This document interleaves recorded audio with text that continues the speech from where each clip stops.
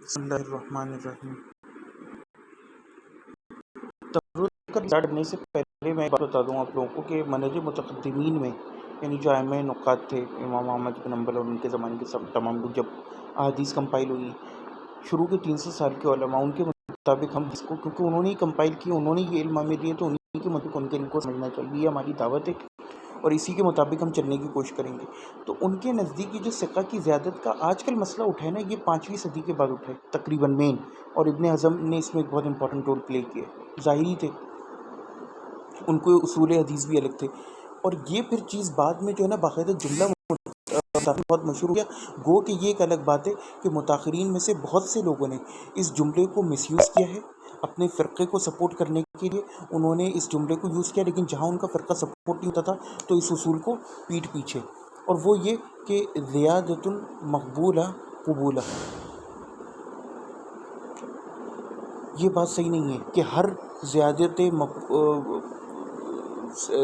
ثقہ مقبولہ، کہ ثقہ کی زیادت جو ہے مقبول ہے، یہ ایسے نہیں ہوتا، اور یہ ہم تفرد کے اندر ہی پڑھیں گے۔ تفرد کا رسلہ ہے فرد سے، اور اسی کو وہ ثقہ کی زیادت بھی کہتے تھے، اور اس کا مطلب ہوتا ہے انڈیویجول یا انڈیویجولائز ہو جانا کسی چیز میں۔ تو ہوا انفراد راوin بحدیث لا یرویہ غیرہ، یعنی کسی راوی حدیث کا کسی حدیث میں منفرد ہو جانا، انڈیویجول ہو جانا، جو اس کے علاوہ اور کسی نے روایت نہ کی ہو۔ تو یہاں پہ we are specifically talking about the متن، کیونکہ دیکھیے یقیناً سند تو ہوگی اسپیسیفک، کیونکہ وہ کوئی بات بیان کر رہے ہیں، وہ ایک الگ بات ہے کہ وہ اس کو بیان کرنے میں جو ہے وہ اسپیسیفک کہ وہ موصولاً بیان کر دے، باقی سب اس کو جو ہے وہ مرسل بیان کر رہے ہو، یا وہ اس کو مرسل بیان کرتے باقی سب موصولاً بیان کر رہے ہو، تو ایسے میں تو ہم صاف کہیں گے کہ اس کی روایتی شاذ ہے نا، یا اس کو وہم ہوا ہے، یہ تو ہم فوراً کیٹیگرائز کر کے الگ کر دیں گے، لیکن روایت چونکہ متن سیم ہوگا تو ایشو نہیں ہے۔ یہاں we are specifically talking about the متن، کہ متن میں اگر کوئی وہ ایسا اضافہ کر دے۔ تو قال احمد بن محمد المروزی قلت لی ابی عبداللہ فعبد الرحمن ابن اسحاق کیف ہوا، کہ میں نے جو ہے ابا عبداللہ سے کہا، یعنی امام احمد ابن حنبل سے، کہ عبد الرحمن ابن اسحاق کا کیا حال ہے، وہ کیسا ہے، کیف ہوا، تو انہوں نے کہا اما ما کتبنا من حدیثی، کہ ہم جو ہے اس کی حدیثیں نہیں لکھتے،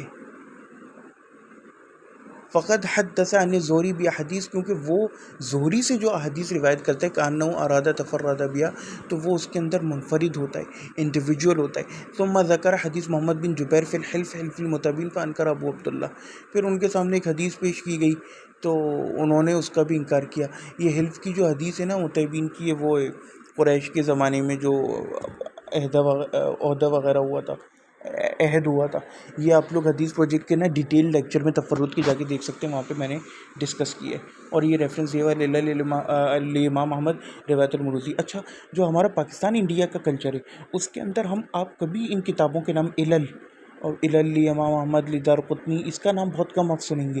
اسی طرح کیا کہتے ہیں سوالات کا تو شاید و نادر کسی نے سنا ہو، جبکہ بہت امپورٹنٹ چیز ہے، اور میں نے پچھلے بھی کسی لیکچر میں کہیں ڈسکس کی تھی یہ بات، کہ یہ جو ہوتے تھے نا ہمارے متقدمین، وہ کس طرح احادیث کو کمپائل کرتے تھے۔ یہ بھئی امام بخاری مسلم تو بعد والے لوگ ہیں نا، یہ تو امام احمد کی بھی بعد ہیں، انہوں نے جب احادیث جمع کریں تو انہوں نے کس طرح جمع کریں کہ صرف مرفوع احادیث پہ زیادہ زور دیا، گو کہ لی ہیں، دے ہیو ٹیکن موقوفات صحابہ کمل، لیکن مصنف ابن ابی شیبہ، عبدالرزاق، یہ سب لوگ متقدمین میں سے شروعاتی لوگ، موطا امام مالک اٹھا لیں، کتنی جگہ صحابہ کی روایت اور کیا کہتے ہیں بلاغات کے نام پہ انہوں نے چیزیں جمع کی ہیں، فتاوی اہل مدینہ کی جمع کی ہیں، اسی طرح آپ آ جائیں سنن الکبریٰ للبیہقی۔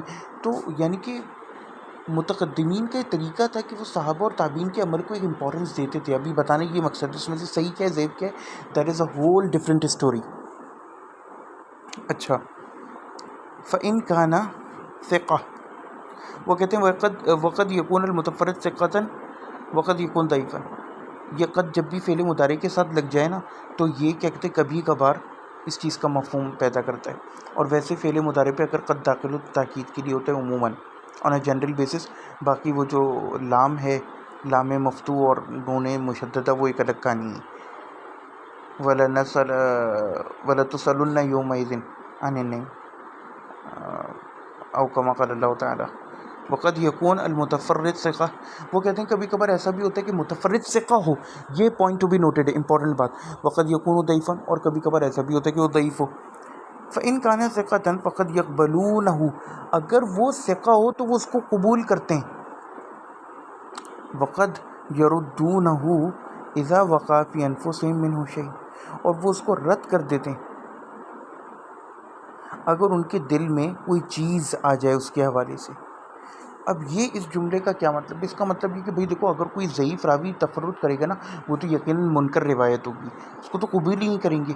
ایک جھوٹا بندہ آ کے بولے کہ 50 لوگ بول لیں کہ بریانی مارکیٹ میں 100 روپے کی مل رہی ہے، اور ایک بندہ آ کے بولے 50 روپے کی، اب اس کی بات مانی جائے گی یا بولے 150 کی؟ اس کی تو بات فوراً رد کر دی جائے گی، چاہے ہمارے حق میں جائے ہمارے خلاف جائے. لیکن اگر ثقہ آ کے بات کرے، 50 لوگ بول رہے ہیں کہ بھئی مارکیٹ میں 100 روپے کی بریانی مل رہی ہے، اب ایک سچا بندہ ہے وہ آ کے بولے کہ 50 کی مل رہی ہے یا بولے 150 کی مل رہی ہے، یہاں پرابلم آ جاتا ہے. ایک پوائنٹ اور ابھی میرے ذہن میں آ گیا ہے، آڈیو کو میں اس لیے لمبے ہونے دے رہا ہوں کہ بھئی بے شک لمبی ہو جائے لیکن یہ پوائنٹس ریکارڈ ہو جائیں، کبھی نہ کبھی اللہ تعالیٰ شاید مجھے اس کا اجر دے دے اگر کوئی بچہ سن لے. یہ پوائنٹ ہے شیخ عبدالعزیز الطریفی کی کتاب الاحادیث المعلّہ فی الصلاۃ سے میں نے اخذ کیا ہے، اور اس کے اندر جگہ جگہ انہوں نے چیز ڈسکس کی کہ اگر راوی مقل ہے، مقل کہتے ہیں جو قلیل الروایہ ہو، اور اگر راوی مکثر ہے، مکثر یعنی کہ جو کثرت سے روایت نقل کرتا ہے اور وہ امام ہے بہت بڑا، جیسے کہ امام مالک ہے. اب بے شک امام مالک کسی روایت میں تفرد کر جائے نا، یہ پوائنٹ اس پہ غور کریں، تو امام مالک کی روایت قبول کی جائے گی کیونکہ وہ ثقہ بھی ہیں اینڈ ہی از ڈان. لیکن اب کوئی ایسا راوی ہے جس کو کوئی جانتے نہیں ہے یا غیر مشہور استاذ ہے اور اسپیشلی مجہول ہے، اس کی تو قبول ہی نہیں کی جائے گی، لیکن اس کی بھی کچھ جگہوں پہ رفع جہالت ہو جاتی ہے. اب اس کے لیے پھر آپ کو کتب پڑھنا پڑیں گی، اگر آپ کہیں گے تو انشاءاللہ کبھی الاحادیث المعلّہ فی الصلاۃ سے وہ پیراگراف بھی پڑھ دوں گا. تو یہ چیز ہے کہ اگر ثقہ ہو، کوئی بہت عجیب بات اس نے نہ کی ہو، اگر بہت بڑا ہو امام، تو اس کی ہم تفرد کو قبول کر لیتے ہیں. متقدمین کے یہاں پیٹ رول نہیں تھا کہ کیا کہتے ہیں آپ جو ہے لازمی قبول کریں گے لازمی رد کریں گے. نو، کبھی قبول کبھی رد، قرائن دیکھے جاتے ہیں. پھر ایک اور بات بتاؤں آپ کو کہ صحابہ تابعین کا عمل دیکھا جاتا ہے کہ وہ کیا اس روایت پر عمل کرتے ہیں. اگر وہ عمل کرتے ہیں تو اس میں کچھ جان پیدا ہو جاتی ہے، گو کہ ہم اس روایت کو ڈائریکٹ قبول نہیں کرتے. ابھی جو بنیادی علوم حدیث والی پلے لسٹ ہے نا ہماری، جس میں 25 لیکچرز ہیں، اس کے اندر بالکل آخر میں جا کے سیکنڈ لاسٹ یا تھرڈ لاسٹ ویڈیو میں ہم نے جو ہے یہ ایک مسئلے کو ڈسکس کیا. اس کے اندر میں نے باقاعدہ اگزامپل دی، آپ لوگ وہاں جا کے دیکھ لیں، نہیں تو میں اس کی لنک بھی ڈسکرپشن میں ڈال دوں گا کہ کس طرح جو ہے وہ عبدالوہاب الثقفی جو ہے ایک روایت میں متفرد ہوا، اور پھر امام دارقطنی نے اس کے اس تفرد کا رد بھی کیا. اب کیوں کیا؟ اس میں وہی بات آ جاتی ہے، آپ لاجیکلی سوچیں کہ بھائی عبدالوہاب اس لیول کا گو کہ وہ ثقہ ہے، لیکن اتنے سارے راوی جو اس سے زیادہ ثقہ ہیں وہ اس کے خلاف بیان کر رہے ہیں، اس لیے ہم نے اس کا تفرد یہاں قبول نہیں کیا. ہاں اگر وہ امام مالک کے لیول کا ہوتا پھر شاید ہم اس کا تفرد قبول کر لیتے، لیکن ہاں عمل کرنا وہ اب بھی جائز ہے. کیوں؟ کیونکہ ہمارے پاس صحابہ تابعین سے وہ سند آ گئی اس کی. بہرکیف کا حدیث، اب وہ کہتے ہیں جیسے کہ حدیث ہے ان نبی صلی اللہ علیہ وسلم و ابو بکر و عمر و عثمان کانوا یقرؤون مالک یوم الدین. وہ کہتے ہیں جیسے کہ حدیث میں آئے کہ نبی کریم صلی اللہ علیہ وسلم، ابو بکر، عمر، عثمان جو ہے وہ اس آیت کو اس طرح پڑھتے تھے، مالک یوم الدین، یعنی جو ہم آج کل قرات حفص عاصم کی پاکستان انڈیا میں چلتی ہے. باقی بہت ساری قراتوں میں، اور میں بھی جو قرات کرتا ہوں خلف حمزہ کی اور باقی ورشن قالون، ورشن نافع وغیرہ، ان میں زیادہ تر میں مالک یوم الدین ہے فتحہ کے ساتھ، بفتحہ فقط، مش مع الالف، الف کے ساتھ نہیں، ملکی یوم الدین.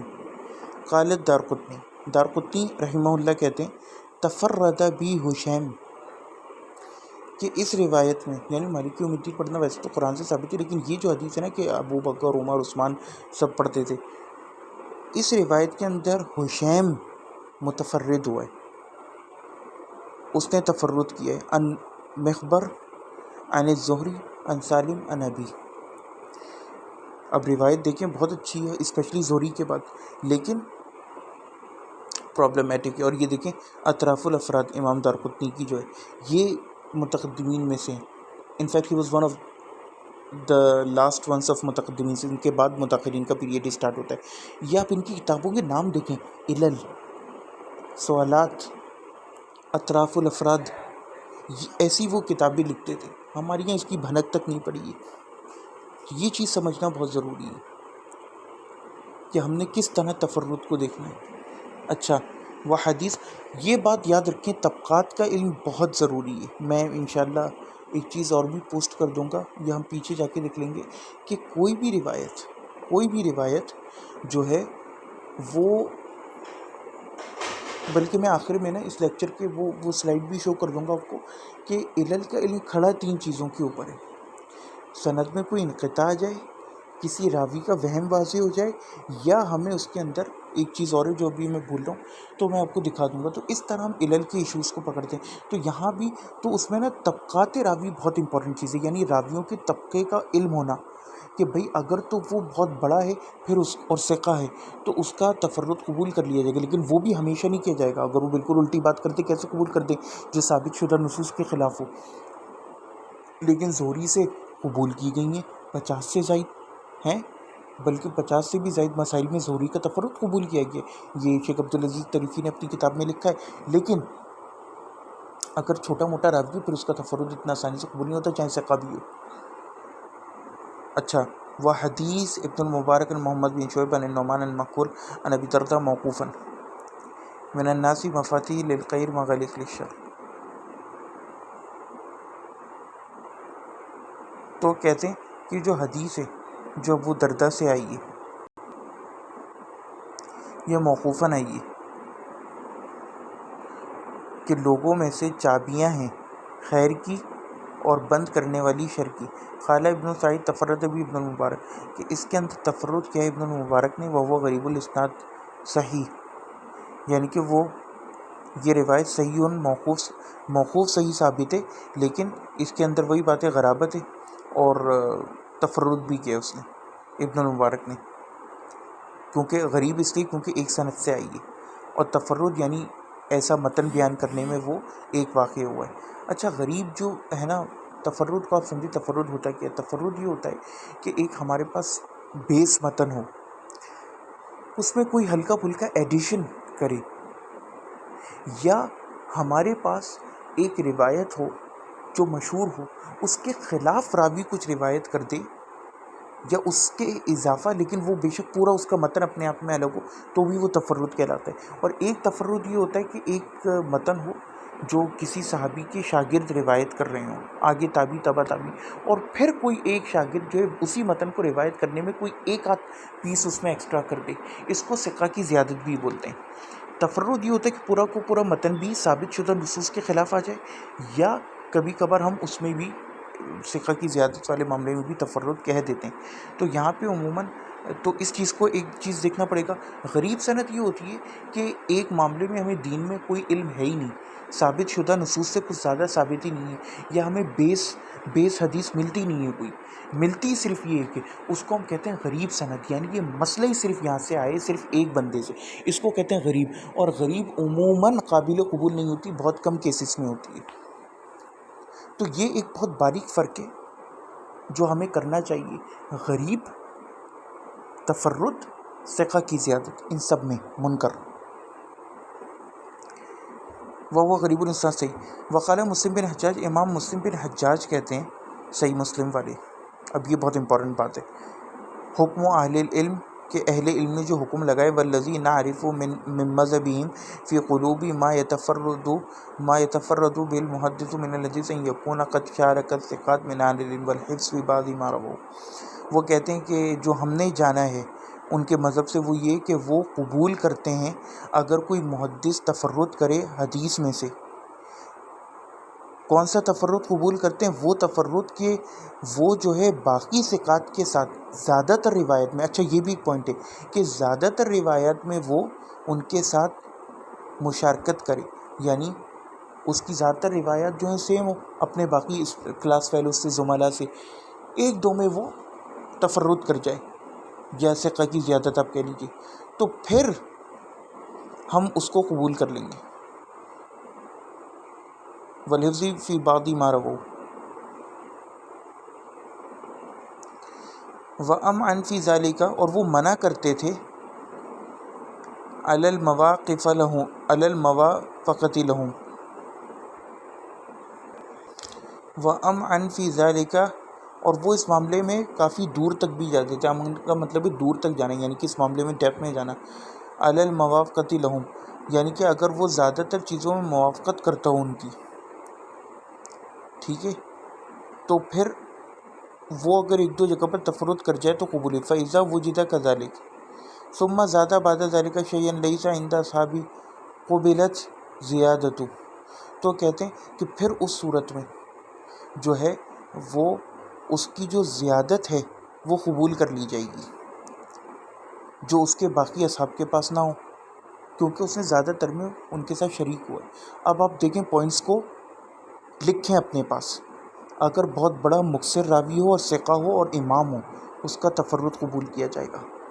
اگر ایسا راوی ہو جو مکثر نہ ہو، ابھی مجہول العین اور مجہول الحال کا میں نے نہیں بتایا، وہ تو ایک الگ کہانی ہے کہ اگر مجہول بھی ہو نا تو بھی کبھی کبھار قبول کر لی جاتی ہے. اس صورت میں کہ ہم دیکھیں گے کہ اسٹوڈنٹس اگر اس کے ثقات ہیں بڑے بڑے جو اس سے روایت کریں، جیسے امام مالک کسی مجہول الحال سے کر لیں تو پھر وہ روایت قبول کر لی جائے گی، کیونکہ امام مالک تھوڑی نا کسی 2 نمبر بندے سے کریں گے. دوسری بات، اگر اس کے اسٹوڈنٹس بہت بڑے ہوں تو بھی ہم اس کی روایت مجہول الحال کی قبول کر لیتے ہیں. تیسرا پوائنٹ لکھیں، ایسا راوی جو کہ زیادہ تر روایت میں اپنے اصحاب کے ساتھ سملر ہو، ایک دو جگہ تفرد کرے اور ثقہ ہو، تو بھی اس کی زیادت قبول کی جاتی ہے. اچھا، امام احمد بن حنبل اس معاملے میں زیادہ سخت تھے. پتہ نہیں کل پرسوں میں کوئی آڈیو ریکارڈ کرا رہا تھا جس میں نے یہ بات بولی تھی. امام بخاری سے بھی زیادہ سخت تھے یعنی علل کے معاملے میں.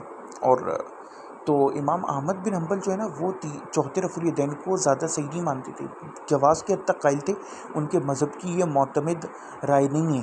وہ اسی لیے کیونکہ وہ یہ کہتے تھے کہ بھائی سالم کی روایتیں دیکھ لو، نافع کی ساری اٹھا کے دیکھ لو، سب کے اندر مالک ابن الحویرث کی اٹھا کے دیکھ لو، زیادہ تر کے اندر صرف رکوع کو جاتے ہوئے رکوع سے اٹھنے کا ذکر آتا ہے، تیسرے رفع الیدین کا آتا ہی نہیں ہے. یہ صرف نافع ہے جو کبھی کبھار بیان کرتا ہے کچھ روایتوں میں.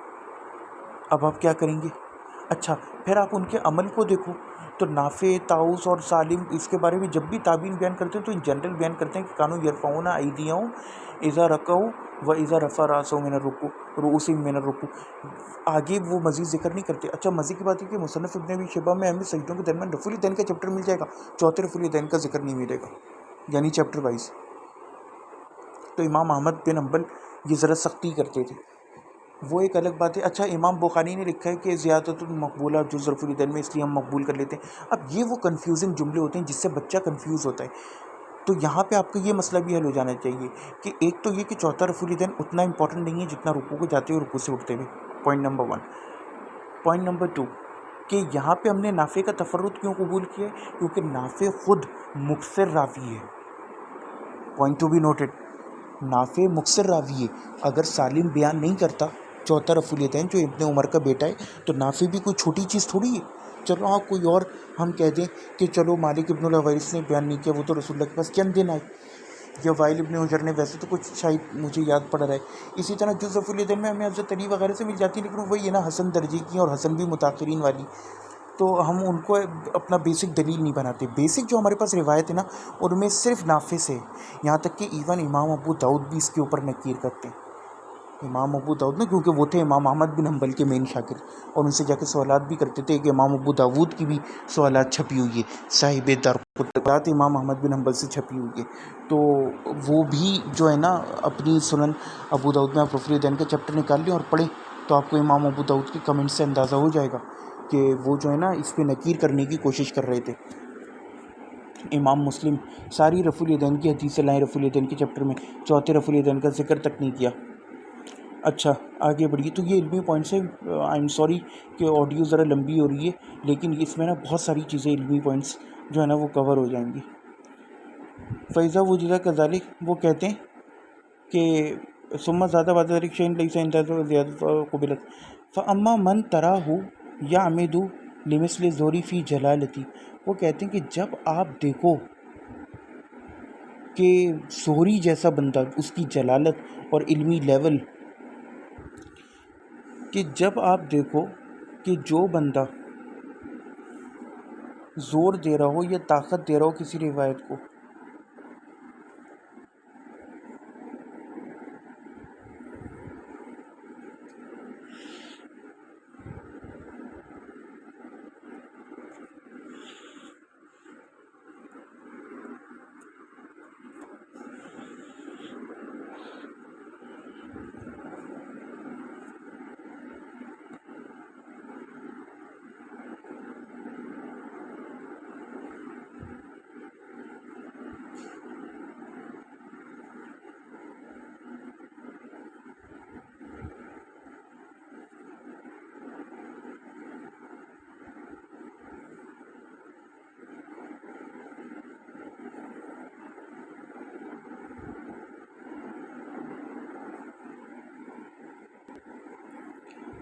جی تو اب جو ہے وہ کہتے ہیں کہ اسی طرح جب آپ دیکھتے ہیں زہری کو کہ کوئی جو ہے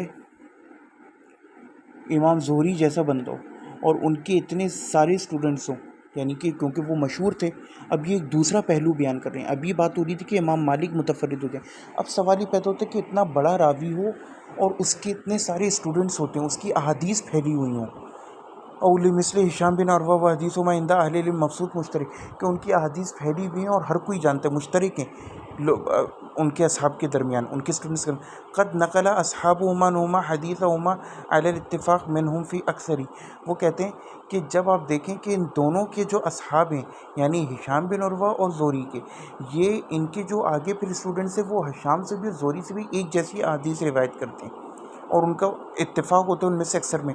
فیروی عنہما او ان احدہما العدد من العدد ممن لا يعرف احد من اصحابہ، پھر وہ ان میں سے کسی ایک کا کوئی اسٹوڈنٹ ایسی روایت کرتی ہے جو دوسرے کے اسٹوڈنٹس نہ جانتے ہوں یا وہ روایت نہ کرتے ہوں۔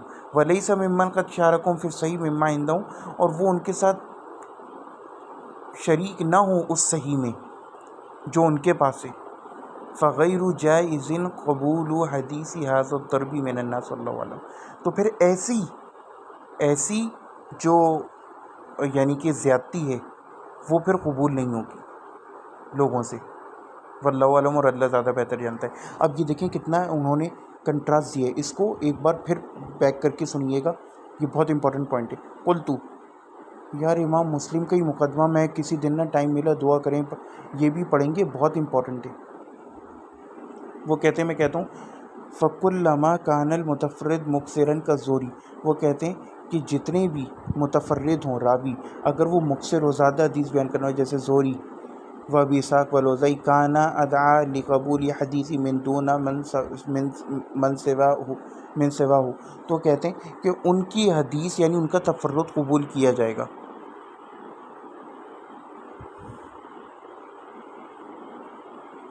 اس کے علاوہ یعنی کہ ان کے علاوہ اور کسی سے قبول نہیں کیا جائے گا، لیکن ان سے قبول کیا جائے گا۔ وَلَيْسَ لَهُمْ فِي قبول افراد اصل ثابت سوى الاحتکام للقرائن، اور وہ کہتے ہیں کہ وہ جو ائمہ متقدمین تھے ان کے نزدیک کوئی ایک قاعدہ نہیں تھا جس کے ذریعے وہ افراد کو قبول کرتے تھے، بلکہ قرائن ہوتے تھے، کچھ جگہوں پہ کسی چیز کو سپورٹ کر دیتے تھے، کچھ جگہوں پہ کسی چیز کو۔ فقط یحکمہم طبقۃ الراوی، دیکھیں وہی بات ہوگی طبقۃ الراوی سے بھی، کہ یار وہ اسٹوڈنٹ جو اس کے سب سے زیادہ مشہور ہوں وہ یہ بات بیان نہ کریں، اور ایک ایسا اسٹوڈنٹ جو کہ مواسم میں چند آتا ہو، موسموں میں، حج وج میں، وہ ایک بات بیان کرے جو نافع اور سالم نے نہیں کری، تو پھر اس کی نئی بات دیکھی جائے گی۔ ہم اسی طرح وہ جو روایت مصنف ابن ابی شیبہ میں کہ مجاہد بیان کرتا ہے کہ ابن عمر صرف نماز میں ایک دفعہ فریدین کرتے، تو اس پر امام احمد بن حنبل یہی نکیر کرتے ہیں، وہ کہتے ہیں کہ شاذ ہے۔ شاذ کس معنی میں؟ اس معنی میں شاذ ہے کہ جو اس سے زیادہ اثبت راوی ہیں نافع سالم، انہوں نے یہ بات بیان نہیں کری، تو مجاہد کو یہ بات کہاں سے پتہ چل گئی؟ یا پھر ہم زیادہ کہیں گے اگر آپ نے تطبیق کرنی ہے کہ یہ ایک آدھ دفعہ کا عمل ہوگا، لیکن روزانہ کا عمل نہیں ہے۔ اور الٹا مصنف ابن ابی شیبہ میں تو ملتا ہے کہ نافع تو یہ تک بیان کرتے ہیں کہ سجدوں کے درمیان، اور آپ جو ادھر ادھر کے کبھی کبھار کے شاگرد وہ آ کے بیان کر رہے ہو کہ ایک دفعہ، تو یہ بھی ایک اچھی مثال ہے، اس کو بھی نوٹ ڈاؤن کر لیں۔ تو کہتے ہیں کہ طبقۃ الراوی دیکھ کے اندازہ لگاتے تھے کاننا یکون من طبقت التابعین و تابع التابعین وقد یحکم کونہ مکثر یجمع حدیث. اسی طرح مکثر کو دیکھ کے اس کی احادیث جمع کر کے کہ وہ کتنی حدیثیں جمع کرتا ہے کثرت سے، کتنی احادیث اس کے پاس ہیں، کتنے میں وہ شریک ہو رہا ہے، کتنے میں متفرد ہو رہا ہے. لو اصحاب یعنون بحدثہ کالزہری، اور وہ پھر یہ بھی دیکھتے تھے کہ اس کے کتنے اصحاب ہیں. وہ یہ بھی کرتے تھے، وہ اس طرح بھی عنوان دیتے تھے یعنی کہ اس کی حدیث کے مطابق، یعنی کہ اس کا لیول کیا ہے. کالزہری و ہماری کو شبہ سوری وقت یحکم کونہ معروفا بطلب مکثر من رحلہ.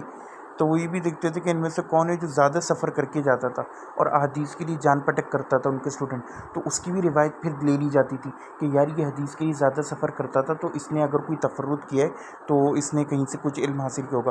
عفان بن مسلم و یزید بن ہارون و یحییٰ القطن و ابن مہدی.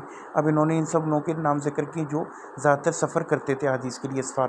قال سراج کہتے ہیں حدثنا حسن بن محمد زفرانی قال قلت لاحمد بن حنبل کہ میں نے امام احمد بن حنبل سے کہا من تابع عفانا علی حدیث کذا و کذا، کہ عفان جو ہے یہ حدیث بیان کرنے میں متفرد ہے، سنگل آؤٹ ہے، اس کی مطابعت کس نے کیا اور کس کس نے یہ روایت کی عفان کے علاوہ.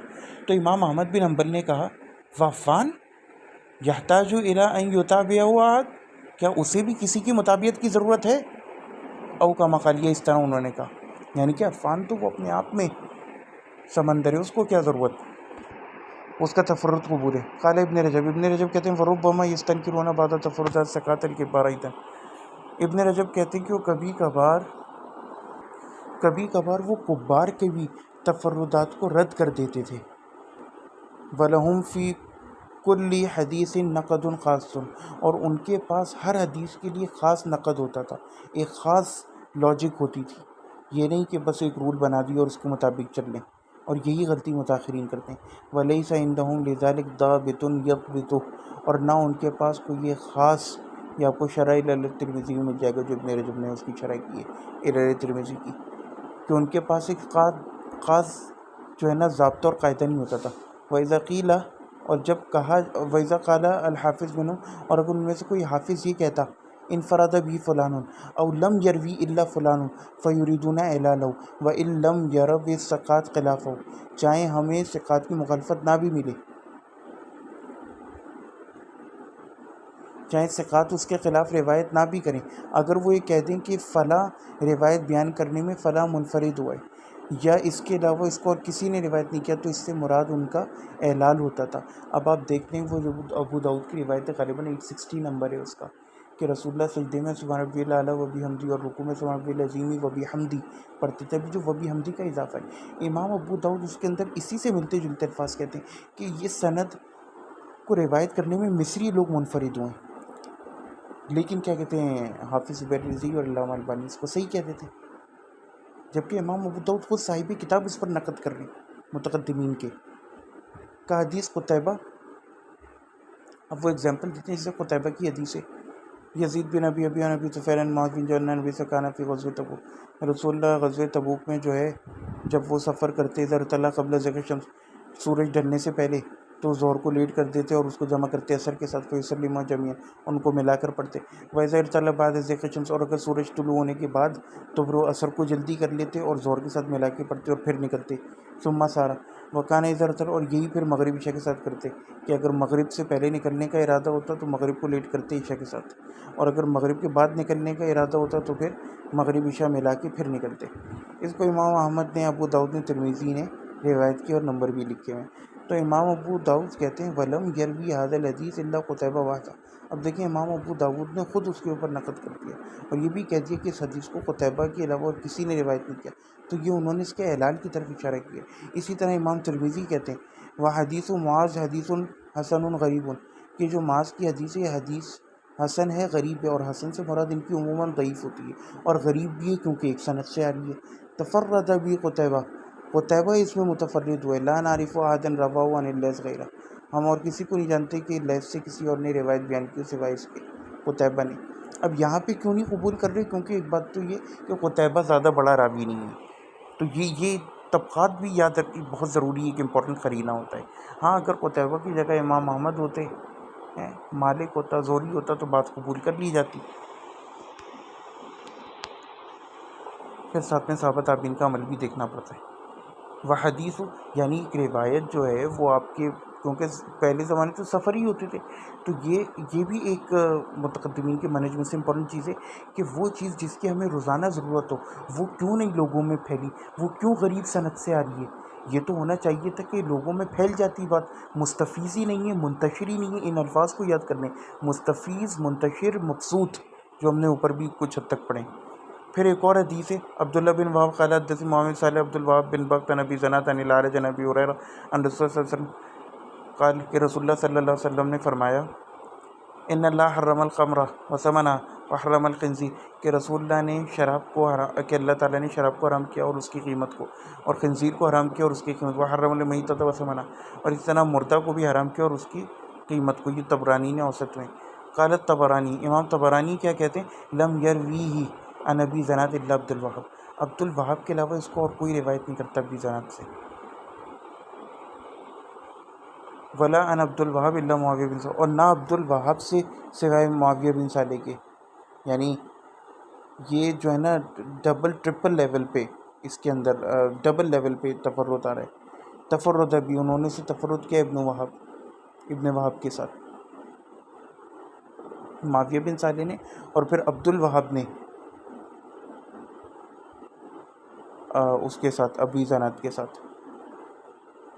وَقَذَا اِذَا قَالُوا، اور اسی طرح اگر وہ کبھی کہیں لا یُتَابَعُ عَلَیہ فَهَذَا عِلَّةٌ عِندَهُمْ، اسی طرح اگر وہ کہتے ہیں کہ اس پر کوئی مطابقت نہیں ہے تو پھر یہ بھی ان کے نزدیک علت ہوتی تھی. ابھی ہم نے اوپر پڑھا کہ امام احمد، اس پوائنٹ کو بھی نوٹ کر لیں کہ جب اتنا بڑا آدمی ہو پھر اس کو مطابقت کی ضرورت بھی نہیں ہوتی جیسے عفان، لیکن اگر چھوٹا موٹا ہوگا اور پھر اس پہ وہی اوپر سے سونے پہ سہاگا وہ یہ کہہ دیں کہ اس پر کوئی مطابقت نہیں ہے تو پھر یہ علت گردانی جاتی ہے، پھر وہ راوی فارغ ہوا. ہم یہ نہیں کہیں گے بس روایت صحیح ہے تو متاخرین کے ٹھگ سے حکم لگا دیا کہ روایت صحیح ہے، نہیں، ہمیں ان کے اقوال کو دیکھنا ہے، ان سے دلیل پکڑنی ہے. قال البخاری، امام بخاری کہتے ہیں صفوان الرسم عن بعض اصحاب النبی فی المکری حدیث المنکر لا یتابع علیہ، کہ صفوان الرسم جو ہے وہ بعض رسول اللہ کے حساب سے حدیث لاتا ہے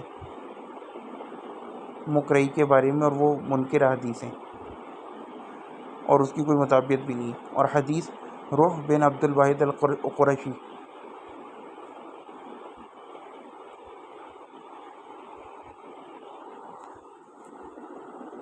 لیث بن ابی سلمہ مجاہد عن ابن عمر قال رسول اللہ طلب العلم فریضۃ علی کل مسلم.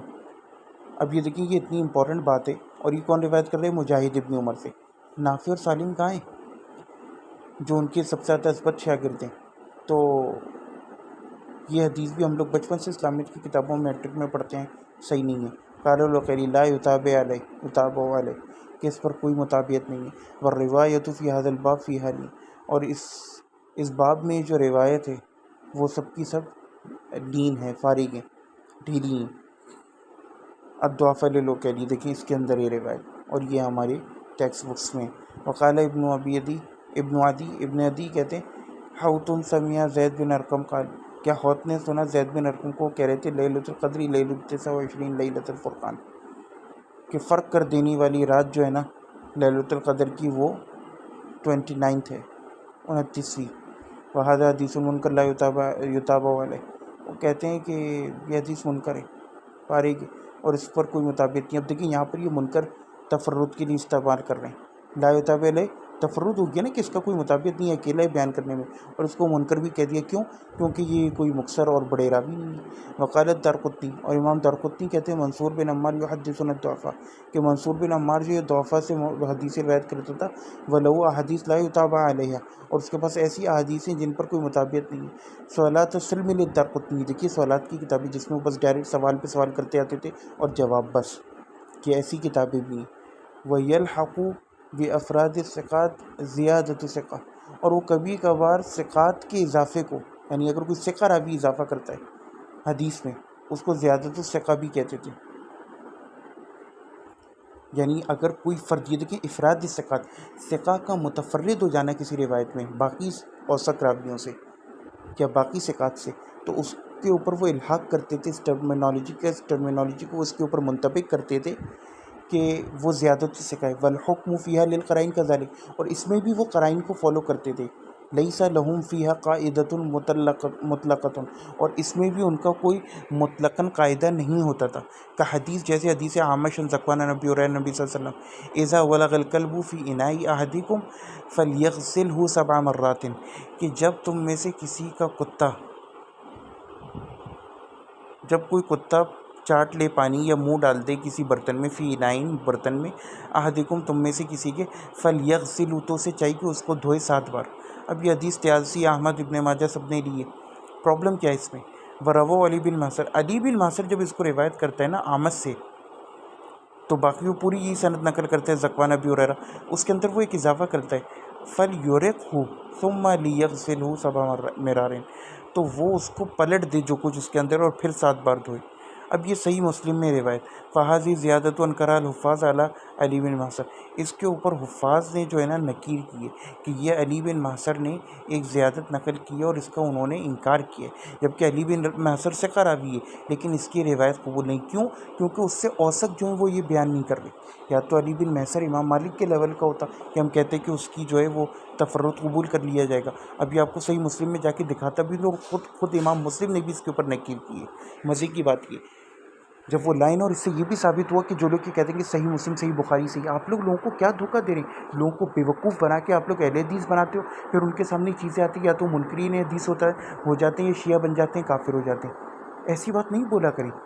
پھر آپ لوگ بعد میں کہہ رہے تو بخاری میں تعلیقات بھی ہیں، یہ بھی وہ بھی، ڈرامے بازیاں، موقوف مرفوع کا ڈرامہ ڈالتے ہو آپ لوگ، اور تدلیس کا۔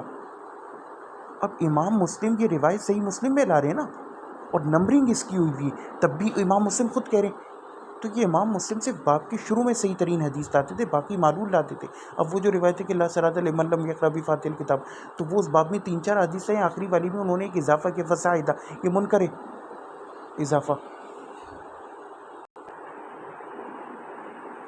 یہ دیکھیں صحیح مسلم انٹرنیشنل نمبرنگ جو دارالسلام کی نا، اس کے مطابق 648 پہ آپ کو یہ احادیث مل جائے گی، اور پھر اس سے آگے 649 اینڈ سو آن، تو آپ کو یہ حدیث ملے گی 279۔ ٹھیک ہے، اب آپ دیکھیے اس کے اندر وہی ہے، علی بن جوہر وہ علی بن محصر سے نقل کرتا ہے، کیا نقل کرتا ہے؟ عامش نبی رضی ابی صالح، پوری وہی سند، قال رسول اذا ولغ الکلب فی اناء احد فلیورقہ ثم لیغسل، کہ اسے چاہیے کہ وہ اس کو بہا دے پھر برتن کو 7 دفعہ دھوئے۔ پھر اس سے آگے روایت میں چلیں، اگلی روایت میں لاتے ہیں وحدثنی محمد بن صباح حدثنا اسماعیل بن زکریا عن الاعمش بہذا المثل ولم یقل فلیورقہ، کہ جب اسماعیل نے یہ روایت ذکر کی اسی سند سے اعمش کی، تو اس نے یہ الفاظ نہیں کہے، یعنی کہ اس کو بہا دے کے الفاظ۔ اب آپ ایک اور سند دیکھیے، اعرج نے حضرت ابو ہریرہ سے جب روایت نقل کی، قرأت مالک، اب امام مالک یحییٰ بن یحییٰ یہ بڑے امام ہیں، پھر کیا کہتے ہیں قرأت علی مالک، وہ کہتے ہیں کہ میں نے امام مالک کے سامنے پڑھا۔ اب امام مالک بڑے راوی ہیں، وہ کہہ رہے ہیں کہ میں نے ابھی زناد سے جب سنا، یعنی عامش سے بھی تقریباً عامش کے لیول یہ اس سے بھی بڑے، تو وہ کیا روایت نقل کر رہے ہیں ابو ہریرہ سے کہ اذا شرب الکلب فی اناء، کہ اگر پی لے کتا تم میں سے کسی کے برتن میں، احدکم فلیغسلہ 7 مرات، تو اسے اس کو 7 بار دھونا چاہیے۔ اب امام مالک تو لفظ نقل نہیں کر رہے، عامش کر رہے، اور عامش سے بھی ایک راوی، ورنہ دوسرے اسٹوڈنٹ اس کے بیان نہیں کر رہے۔ اگلی سند دیکھیے، اس کے اندر بھی یہی ہے کہ ہشام بن حسان، محمد بن سیرین یہ سب بیان کرتے ہیں۔ اب یہ بھی بڑے تابعین ہیں، یہ سب کیا بیان کرتے ہیں ابو ہریرہ سے کہ طہور اناء احدکم اذا ولغ فیہ الکلب، کہ پاکی کا طریقہ تمہارے برتن کا یہ ہے اگر اس کے اندر کتا چاٹ لے یا پی لے، زبان لگا دے، ان یغسلہ، کہ بندہ اس کو دھوئے 7 مرات 7 بار، اولاہن بالتراب، اور پہلی بار مٹی سے۔ اچھا یہ بھی اضافہ ہے، لیکن یہ والا اضافہ قبول ہے، کیوں؟ کیونکہ یہاں پہ راوی جو ہیں وہ بڑے ہیں، ایک تو سند بھی تھوڑی چینج ہے، وہ یعنی اعرج والی نہیں ہے، یہ محمد بن سیرین اور پھر ہشام بن حسام اور دوسری ہو گئی ہے۔ اچھا آخری اس کا طریق جو ہے اس کے اندر اب وہ دیکھیے، یہ سند بھی بہت پیاری ہے، عبدالرزاق، ایک تو یہ کہ چھوٹی سند ہے، عبدالرزاق ہیں صاحب مصنف عبدالرزاق، ان کے شاگرد بہترین بڑے معمر، وہ آ کے حمام ابن منبہ، یہ ابو ہریرہ کے سب سے اثبت شاگردوں میں آتے ہیں۔ قال ھذا ما حدثنا ابو، وہ کہتے ہیں کہ یہ ابو ہریرہ نے ہمیں بیان کیا ان محمد صلی اللہ علیہ وسلم رسول اللہ سے، فذکر حدیث میں نہ وقال رسول اللہ صلی اللہ علیہ وسلم طہور اناء احدکم اذا بلغ الکلفی ان یغسل 7 مرات۔ اب یہ بھی 7 مرات کا ذکر کرتے ہیں لیکن فلیرقوا کا لفظ استعمال نہیں کرتے۔ اس طرح دیکھا جاتا ہے معاملہ۔ طبقات الراوی بہت امپورٹنٹ علم ہے، یہ سمجھ لیں جڑے اس معاملے کی۔ نسائی نے کیا کہا؟ لا اعلم احدا تابع علی ابن معصر علی قولی فریو، وہ کہتے ہیں کہ میں نہیں جانتا کسی ایک نے بھی مطابقت کی علی بن معصر کی ان کے اس قول میں کہ اس کو پلٹا دو۔ وہ حدیث عمرو بن یحییٰ نبی نبی سعید الخدری قال قال رسول الارض کلها مسجد، کہ زمین پوری کی پوری مسجد ہے الا المقبرہ والحمام، سوائے مقبرہ اور حمام کے۔ اس کو امام احمد نے، ابن ماجہ نے، ترمذی وغیرہ اور مسند ابی یعلا نے نقل کیا۔ امام ترمذی کہتے ہیں منہم من ذکرہ عن ابی سعید ومنہم من لم یذکرہ وہذا حدیث فی اضطراب، کہ اس حدیث میں اضطراب ہے، کچھ لوگ اس کو ابو سعید کے ساتھ نقل کرتے ہیں، کچھ بغیر ابو سعید کے، یعنی کہ مرسل بیان کرتے ہیں اور کچھ متصل بیان کرتے ہیں۔ تو پہلا پرابلم تو یہ آ گیا اس کے اندر۔ دوسرا یہ کہ اس کے ان الفاظ میں یعنی الا المقبرہ والحمام، ان میں بھی پرابلم ہے۔ یہ حدیث ہی پوری کی پوری یہاں پہ نا ابو سعید سے ثابت نہیں ہے، ابو سعید سے ہی ثابت نہیں ہے، کیونکہ کچھ لوگ اس کو متصل اور کچھ لوگ، اور ہم یہ ڈیسائیڈ نہیں کر پا رہے کہ متصل صحیح ہے یا مرسل، تو پھر اضطراب آ گیا، لہٰذا دونوں ہی فارغ، کسی ایک پہ ہم ترجیح قائم نہیں کر پا رہے۔ یہ میں نے بہت امپورٹنٹ جملہ بولا ہے۔ البتہ اس مفہوم کی مسجد کہ جعلت لی للارض مسجد و طہورن، کہ پاکی اور مسجد کے طور پہ میرے لیے زمین بنا دی گئی، بخاری میں روایت ہے لیکن صرف یہاں تک ہے، الا المقبرہ والحمام کا اضافہ صحیح نہیں ہے۔ وروا سفیان ثوری عن عمرو بن عن عمرو عن ابی مرسل، کہ سفیان ثوری نے جب اس کو نقل کیا تو انہوں نے مرسل نقل کیا بغیر ابی سعید کے اضافے۔ وقالا، اور پھر وہ کہتے ہیں کہ وکان روایت ثوری عن عمرو بن عن نبی سے اثبت واسا، وہ کہتے ہیں کہ ثوری، کیونکہ ثوری جو ہیں وہ امام ہیں، کہ ان کی روایت جو ہے نا وہ زیادہ صحیح ہے اور وہ مرسل ہے، یعنی وہ زیادہ صحیح ہے اور بہتر ہے، اور چونکہ مرسل ہے تو مرسل تو مقبول ہی نہیں، وہ تو قابل قبول ہی نہیں ہوتی۔ یعنی یہاں ثابت ہے کہ یہ ثابت ہو رہا ہے کہ مرسل جو ہے وہ روایت کرنا زیادہ صحیح ہے، موصولاً ثابت نہیں۔ اب ہاں ایک بار مرسل ثابت ہوگی تو مرسل چونکہ اس سے احکام ڈرائیو نہیں ہوتے تو پھر وہ فارغ ہوگی اس طرح۔ اور امام بہقی کہتے ہیں وقت رویہ موصولاً، اور موصولاً بھی روایت کی گیا ولیسا بھی شیء، جب اور یہ تو کوئی شیء نہیں ہے، یعنی ثابت ہی نہیں موصولاً، یعنی اس کو موصولاً بھی کچھ لوگوں نے روایت کرنے کی کوشش کی لیکن وہ ثابت نہیں، ولیسا بھی شیء۔ اور اب آپ دیکھیں اس کے اوپر حافظ زبیر علی صحیح، علامہ البانی، جتنے متاخرین ہیں، صحیح کا حکم کہ بس آدھا مفہوم بخاری میں تو ملتا ہی ہے، باقی سیکا کی زیادت ہے، کھٹک سے فالو۔ یہ بھی آپ کو دکھا دیتا ہوں، یہ دیکھیں، یہ جو ہے نا سند نبی سید قدی قال رسول اللہ صلی اللہ علیہ وسلم الارض کلها مسجد الا المقبرہ والحمام قال ابو عیسیٰ، امام ابو عیسیٰ ترمذی کہتے ہیں وفی الباب عن علی عبد اللہ بن عمرو ابی ہریرہ وجابر بن حذیفہ انس ابی امامہ ابی قرن وجلت لی الارض مسجد و طہورا، یہ انہوں نے بخاری والی روایت کہ اس باب میں اس طرح کی حدیث بھی آئیں کہ زمین میرے لیے پوری کی پوری مسجد اور طہارت والی بنا دی گئی۔ پھر آگے امام ابو عیسیٰ ترمذی و حدیث ابی سعید، جہاں تک ابو سعید کی اس حدیث کا تعلق ہے، قد روی عن عبد العزیز بن محمد روایتین، تو کہتے ہیں کہ یہ ہمارے پاس دو روایت کے طور پہ آئی ہے۔ منہم من ذکر عن ابی سعید، کچھ لوگ اس کو ابو سعید کے ساتھ موصولاً بیان کرتے ہیں، ومنہم من لم یذکرہ، اور کچھ لوگ ہیں جو کہ اس کو بیان نہیں کرتے ابو سعید، وہذا حدیث فی اضطراب، اس حدیث میں اضطراب ہے۔ روا سفیان عن عمرو عن نبی صلی اللہ علیہ وسلم مرسل، سفیان اس کو مرسل روایت کرتے ہیں۔ ورواہ حماد بن سلمہ عن عمرو بن یحییٰ عن ابی سعید عن ابی سعید عن نبی صلی اللہ علیہ وسلم، اور جب اس کو کیا کہتے ہیں حماد بن سلمہ، اب حماد بن سلمہ کا وہ لیول نہیں جو سفیان ثوری کا ہے، تو اسی لیے وہ اس کو موصولاً بیان کرتے ہیں۔ یہی وجہ ہے کہ انہوں نے جب حماد بن سلمہ کا نام آیا تو انہوں نے کہا کہ روایت جو ہے وہ سفیان ثوری کی دیکھی جائے گی، وہ زیادہ اثبت ہے۔ ان نبی صلی اللہ علیہ وسلم محمد بن اسحاق عن عمرو بن یحییٰ نبی قال وکانا عامۃ روایتی عن نبی سعید، اور وہ پھر ایک اور سند کا بھی ذکر کرتے ہیں کہ اس کے اندر بھی اس کی عام روایتیں جو ہیں ابی سعید سے نبی صلی اللہ علیہ وسلم ولم یذکر فیہا نبی سعید، وہ کہتے ہیں لیکن اس نے اس کی عام روایتیں جو ہیں ابو سعید سے ہوتی ہیں، لیکن اس والی میں اس نے نقل ہی نہیں کیا ان نبی صلی اللہ علیہ وسلم وکانہ روایت سوری، وہ کہتے ہیں اسی لیے یہاں سے ہمیں قرینہ مل گیا، یعنی اس نے یاد رکھا نا کہ یہاں ابی سعید نہیں تھا، ورنہ تو وہ عام ابی سعید کے ساتھ بیان کرتا تھا محمد بن اسحاق، کہ آپ لوگ یہ دیکھیں کہ وہ قرینے کس طرح پکڑتے تھے کہ ایک بندہ جو زیادہ تر روایتیں اس روایت سے نقل کرتا ہو، اب وہ کسی روایت کے اندر اس کا نام نہ لے، اس کا مطلب اس نے جان بوجھ کے نام نہیں لیا، اسے بات اچھی طرح یاد ہے، تو اس کی بات دیکھی جائے گی۔ تو کہتے ہیں کہ بس یہ ثابت ہوا علم اس کے انب وکانہ ایسا ہے جیسے کہ روایت السوری جو ہے وہ زیادہ ثابت ہے، یعنی سوری کی روایت کی طرح انہوں نے بیان کرا ان عمرو بن یحییٰ نبی ان نبی صلی اللہ علیہ وسلم اثبت و اسا مرسل، وہ کہتے ہیں کہ زیادہ صحیح جو ہے وہ یہی ہے اور یہی مرسل ہے۔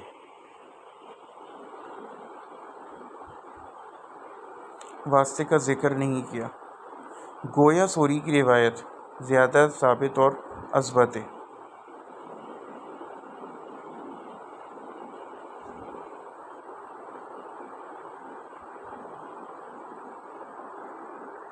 قرینہ دیکھیں کہاں سے پکڑا ہے سوری کی روایت کا، ایک تو یہ بھی ہے کہ سوری زیادہ بڑے لیول پہ حماد بن سلمہ سے کم از کم ان کے لیول کی، دوسرا یہ کہ کیا کہتے ہیں جب محمد بن اسحاق نے بھی یہ روایت بیان کری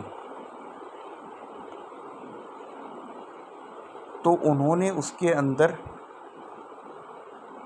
ابو سعید کا ذکر نہیں کیا، جبکہ یہ زیادہ تر روایتیں عمرو بن یحییٰ اور نبی کے طریق سے جو آتی ہیں ان میں ابو سعید کا نام آتا ہے، لیکن چونکہ محمد بن اسحاق نے بھی ذکر نہیں کیا تو پھر ہمارے پاس زیادہ قرائن جمع ہو گئے کہ اس کے اندر ابو سعید کا ذکر نہ ہونا ہی راجح ہے اور زیادہ بہتر ہے، اور یہ روایت مرسلہ نہیں آئے گی بغیر صحابی کے ذکر کے، وہاں پہ حماد بن سلمہ وغیرہ کو یا کسی راوی کو وہم ہوا ہے۔ اور آپ کو احتیاطاً بخاری کی روایت بھی دکھا دیتا ہوں، یہ بخاری 335 نمبر پر ہے، یہ دیکھیے اس کے اندر یہ الفاظ جعلت لِأَرْضُ مسجداً وطہورا، کہ میرے لیے زمین بنا دی گئی مسجد، سجدہ کرنے کی جگہ اور طہارت کا ذریعہ تیمم۔